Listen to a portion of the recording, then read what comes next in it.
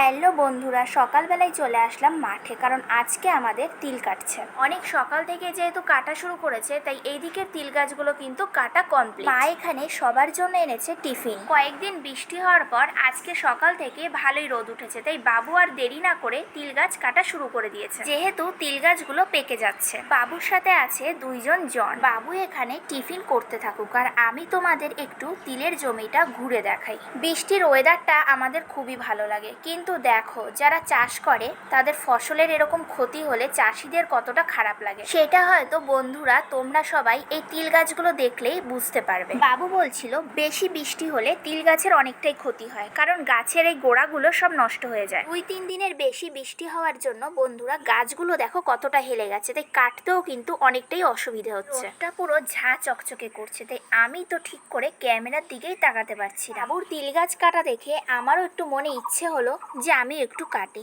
তাই বাড়ি থেকে ঝটপট একটা কাঁচি নিয়ে চলে আসলাম। আমি কিভাবে তিল গাছগুলো কাটছি সেটা কিন্তু বাবু দাঁড়িয়ে দাঁড়িয়ে দেখছে। তিল গাছ অনেকটাই ভারী হয়, তাই বেশি করে কেটে হাতে নেওয়া যায়। বাবু তো আমাকে বারবার করে বলছে বাড়ি চলে যেতে, এই রোদের মধ্যে থাকতে হবে। তোমরাই বলো। আর এই যে বাবুর সাথে সাথে আমি যে তিল গাছগুলো কাটার চেষ্টা করছি, আর এখন কি আর ইচ্ছে করে বাড়ি যেতে? আজকে বাবুর কথা না শুনে, কথার অবাধ্য হয়ে দেখো কেটেই যাচ্ছি। তাই ভাবছি এবার রাগ করে বাড়ি চলে যাব। রাগ করে বাড়ি এসে বাবুর জন্য 2 বোতল জল নিয়ে আসলাম। এখানে বনু ছাতা নিয়ে দেখো জমির মধ্যে ঘোরাঘুরি করছে। এই শালিক পাখিটা দেখো কত সুন্দর ঘুরে ঘুরে তিল খাচ্ছে। তো এখন জমির একটা সাইডে গিয়ে চুপটি করে দাঁড়িয়ে আছে। বাবু আজকে 2 বোনকেই বকা দিয়েছে, কারণ এত রোদের মধ্যে আমরা কেন বেরিয়েছি তার জন্য বাবুর মাথাটা গরম হয়ে গেছে। আমাদের জমির পাশে একটা খেজুর গাছ আছে, আর এই গাছটায় দেখো কত খেজুরও কিন্তু হয়েছে। বাবুর সাথে আমার তিল কাটা তোমাদের কেমন লেগেছে তোমরা কিন্তু কমেন্টে জানাতে ভুলো না। আজকে এই পর্যন্তই, দেখা হবে নেক্সট ভিডিওতে।